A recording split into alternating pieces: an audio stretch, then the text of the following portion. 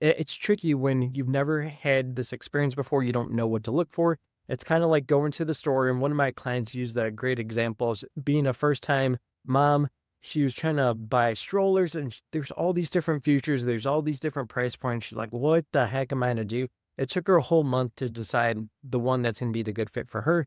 And that reminded me of our own situation. I actually bought the wrong stroller. So hopefully this will help you get a better idea of finding that perfect advisor for you so that you don't make that mistake.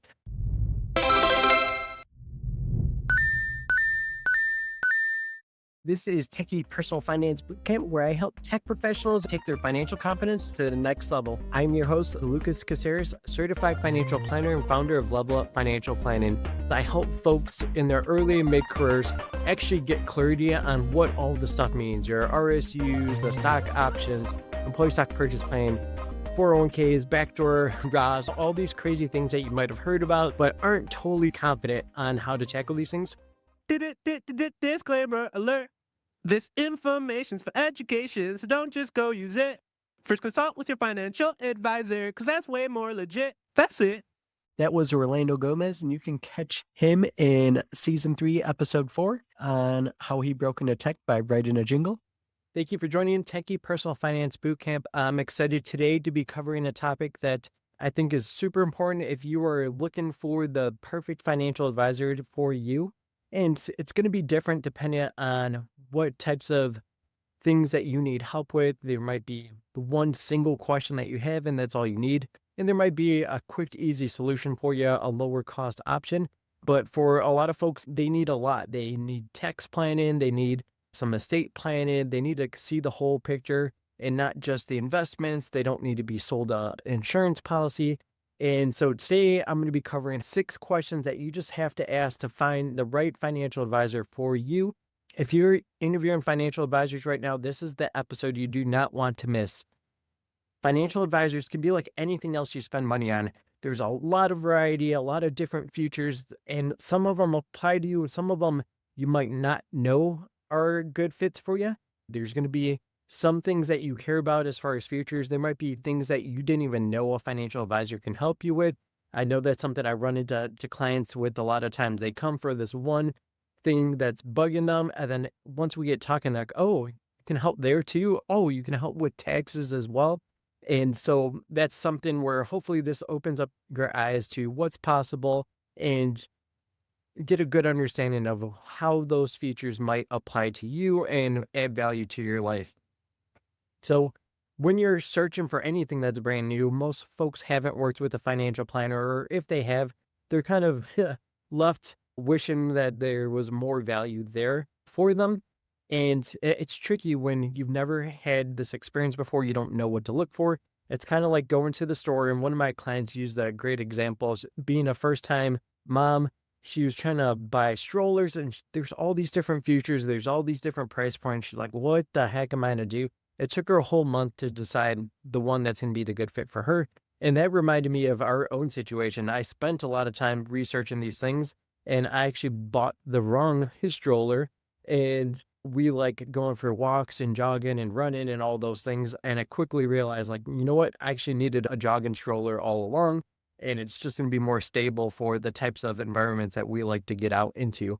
And so I made the mistake even after doing the research. So hopefully this will help you get a better idea of finding that perfect advisor for you so that you don't make that mistake, so that it's easier for you. You're confident, you're excited about teaming up with that financial advisor that you do choose. So here are the questions. The first one, are you a fiduciary? A fiduciary standard is very important. I might be biased because I am a fiduciary myself, but it means that I have to put your best interest ahead of my own. And that's what happens when you're working with a fiduciary. They always have to put your best interest ahead of their own. And it doesn't matter how much they get paid. It doesn't matter if it's not beneficial for them. They should be putting your best interest way ahead of theirs. And if there is a conflict of interest, they need to be sharing that with you while making those recommendations. One of the things that happens for folks is they might already have this preconceived notion like, oh, that should just be required, right? All financial advisors, all financial planners, whatever they name themselves, they should automatically be doing this. And I totally agree with you. Unfortunately, that's not the case. And that's something that you just have to be aware of. You have to ask. And what happens if they're not a fiduciary is there's something else where they're held to a different standard called a suitability standard. And that's typically what brokerage advisors are required to adhere to.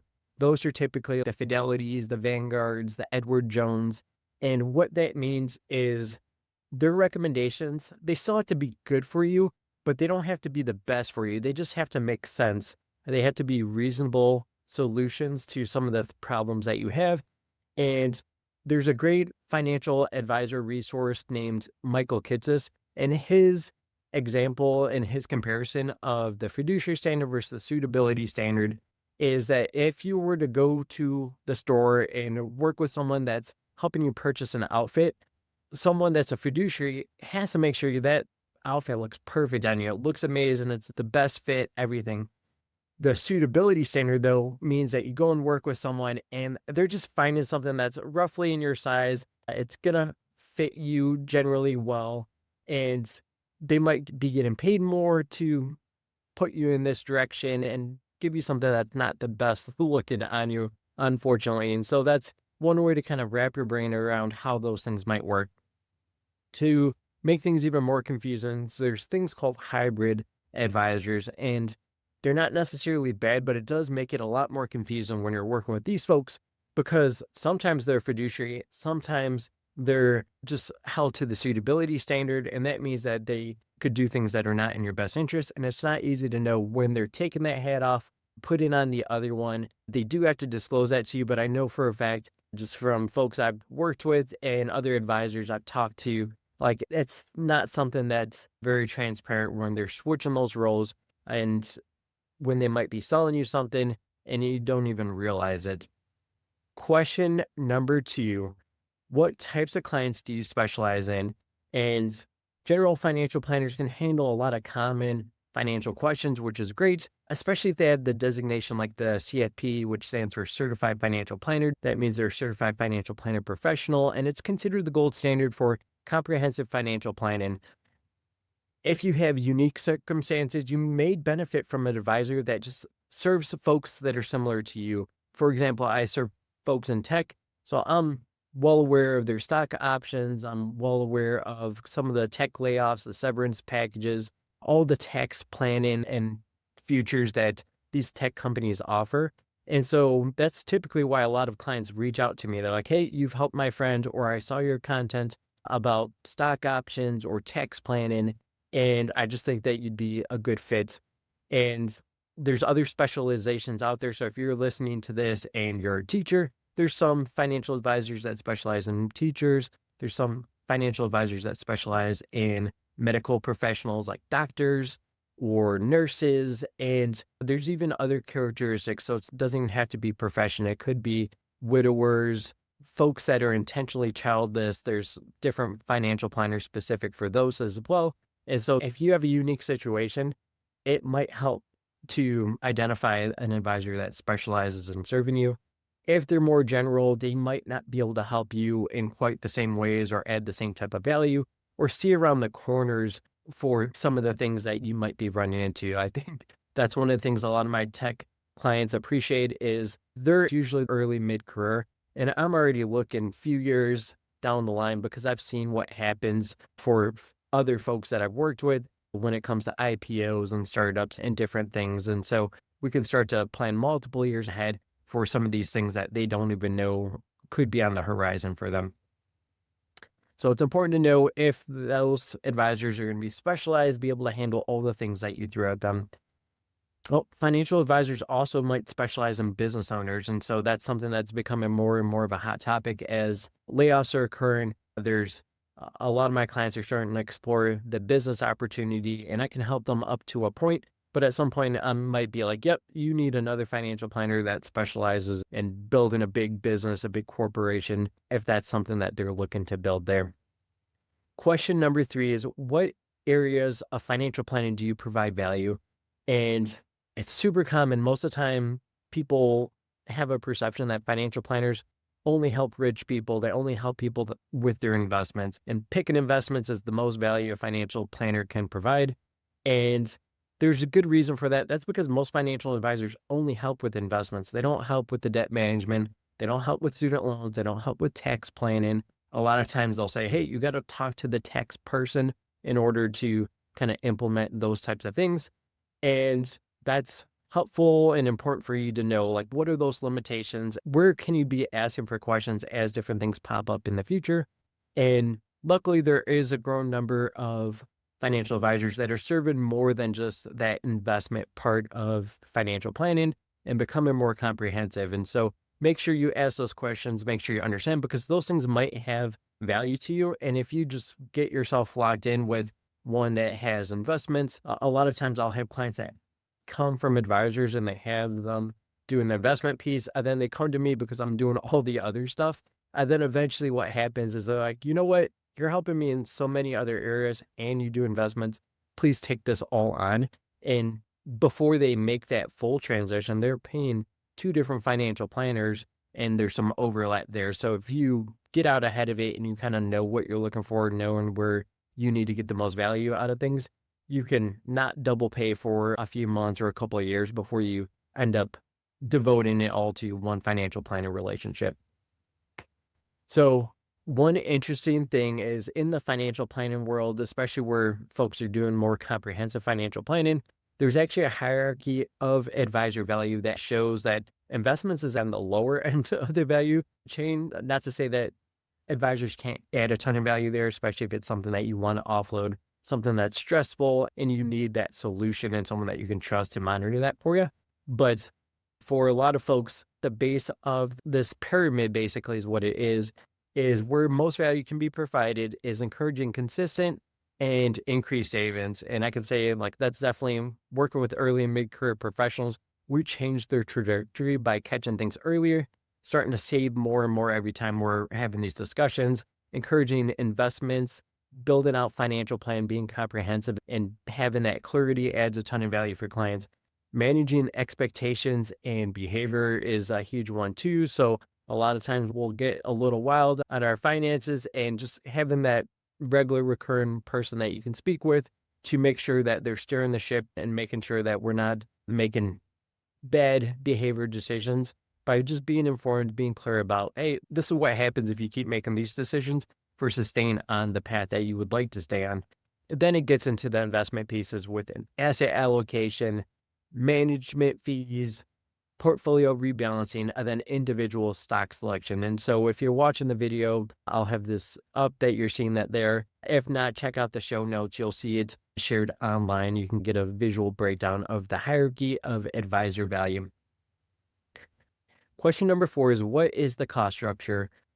So fee only is the way I structured my business. And the reason why I like it is because it's the most transparent cost structure. Since you're the one paying the fee directly, it's pre-calculated, pre-mandated how that is going to be broken out and how you're going to pay for it. And this could be investment management percentage, a flat fee, an hourly fee, or a monthly retainer. And so the way my model is, it's broken out as a flat fee that's paid monthly, as a retainer. Then I have probably about half of my clients have me manage their investments and they pay me a fee out of that. And I actually use that to offset their monthly amount that they pay me for the flat fee financial planning. And at some point, the financial planning, that flat fee disappears, and then only the investment management holds. And that's kind of how my structure is. You'll reach out to an advisor, and if they say they're fee only, they're going to offer one of these things, or kind of that hybrid approach that I offer where it blends and eventually falls off as meet certain investment minimums at that point. So fee only is transparent because you're paying it. They're not being paid behind the scenes by another entity. So another option is you might see something called fee-based. It's not the same thing as fee only. A fee-based advisor may charge transparent fees, but they can also be compensated through commissions and sales, which are harder to understand. So they're not necessarily always fiduciaries.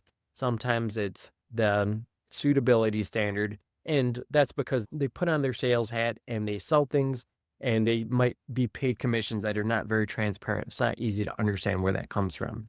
And so those are fee-based. They live in that hybrid model that I mentioned earlier. And then finally, there's the free cost structure, which is not free, right? Even though you don't pay anything directly to them, you don't see the line item fee going to that advisor. Most people know now that nothing in life is free, especially when it comes to investment management, wealth management, financial advisors. And so you know that that's going to be a sales tactic, a sales line if they say you don't pay anything because there's a lot of expenses built into these products that are hidden in the product as an expense, and then they get paid typically a big commission to sell those things to you. And so you need to know what that product is inside and out. You need to understand where the fees are hidden, and it might be a perfect solution for you though. So sometimes going the commission route, working with a salesperson is a good solution because you just need this one thing. You might know you need an annuity. You might know that you need a life insurance policy. And if you understand where the fees are and you think it's reasonable, then it's kind of one and done and you kind of understand what those costs are going to be moving forward. Question number 5 is what happens if you leave the company? Question number 5 is what happens if you leave the company? And this is an important one, even though it's the last one. I think it's important for a lot of folks that are looking for long-term relationships with an advisor. You probably know by the time you're getting to this question you're about to ask it is whether that advisor is going to be a good fit for you to solve your immediate needs and kind of immediate goals. Me owning my own company, that's not going to happen. But what does it look like as things change? Will they likely still be your advisor in the future, or are you going to be handed off to another advisor as they move upward or out of the company completely? And so, the important to get clear on this as far as what that's likely going to look like, because you're going to spend a lot of time and a lot of energy building this trusted relationship. And you should be aware of that potential chance of you not being in control of when that relationship ends. And yes, obviously, either party can end a relationship at any time, but sometimes those things are just forced on you, and you might be shocked that now you got to start over with someone new, especially if it's not easy for you to talk about your finances in the first place. So if the advisor you're working with is not independent, then there is a high probability that they might move up or out of the company. And advisors within large corporations are typically overworked and forced to work in a way that doesn't actually line up with all the things that they think is best for you, which is good that they kind of have that conscience and awareness to see those things, but they're kind of handcuffed when they're working for those companies. And so a lot of times if they were able to speak freely, they'd say like, you know what, I really want to start my own company or go work for an independent firm and not have all of these mandates by a company that maybe is good for the company, but not good for their clients. And so that's why a lot of those advisors break out and go independent. But on the other end, it might be comforting for you, depending on what you prefer, knowing that, hey, if something happened to this advisor, there's this financial advising machine at Fidelity, at Vanguard, at Edward Jones, where next man up, they're going to put someone else new in there and you'll be able to still work with someone. You're not going to be left in limbo waiting to kind of understand what that looks like. And you might not mind having a new advisor rotate in and helping you with your financial planning. That might be easier if it's more simple, if you don't kind of have long standing history that you just kind of have to update the new advisor on every single time someone cycles in. And that might be fine. You might enjoy getting to know new people. And so that could be a positive for you that there'll be a new advisor cycling in and you don't have to worry about what if something happens to that advisor. So hopefully those 5 questions make sense. Reach out if you have any questions, if you need any clarity. I think I did a pretty good job at answering where my answers are to those questions. But if you are like, I'm pretty sure that you might be a good fit, but aren't sure, feel free to schedule a meeting. Feel free to reach out via email if you want to kind of kick the tires through email first before officially jumping on a quick call to see if we'd be a good fit. But again, those 5 questions I asked to find the perfect financial advisor for you are: number 1, are you a fiduciary? Question number 2, what types of clients do you specialize in? Question number 3, what areas of financial planning do you add value? Question number 4 is, what is your cost structure? And question number 5, what happens if you leave the company? So hopefully that's helpful. Reach out if you have any questions, and I look forward to bringing more content as all my kids are going to be starting off to school here soon. It'll be the first time all 4 of them are in school at once. And I'll have a little bit more time on my hands to edit these and record these. If you know anyone that would be a great person for me to interview, whether it involves tech or some type of financial component, I would love to have them on the show. So shoot me any recommendations you have there. Thanks for listening and catch you next time. Thank you so much for listening to Techie Personal Finance Bootcamp. You can find show notes by visiting levelupfinancialplanning.com and finding the podcast page. You'll also be able to find strategy guides, videos, and cheat sheets to help you take your financial confidence to the next level. If you feel this episode has added a ton of value for you, please rate and share this with friends and colleagues. Catch you next time on Techie Personal Finance Bootcamp.